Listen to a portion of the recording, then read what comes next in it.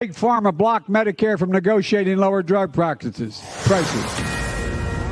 All right, I do not want to be a party crasher, but we interrupt this celebration for a hard, cold dose of reality. Stocks tanking because inflation is accelerating. The very inflation that the president says he's made great progress addressing, heralding his Inflation Reduction Act as the boon for the economy that we didn't see in a key number out earlier today. Welcome, everybody. I'm Neil Cavuto. And Fox on top of a sell-off, the likes of which we've not seen in quite some time. In percentage terms, the roughly 4% hit in the Dow is the worst we've seen in 2 years.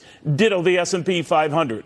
And again, the NASDAQ. All hit and hit hard because inflation remains stuck and no one can get it under control. An 8.3% annualized inflation rate in the latest month. The core rate, that is without food and energy, also soaring more than 6.3%. This is the fourth 1,000-point sell-off for the Dow just this year. And again, the precipitant for this was a much worse than expected inflation report. Now, the president is heralding this Inflation Reduction Act that some people said is actually making the situation worse because across the board, prices are going up. He's touting the prospect of eventually drug prices going down. But even if he gets that, and it is a Herculean leap, it would be but a fraction of the overall costs that continue to soar.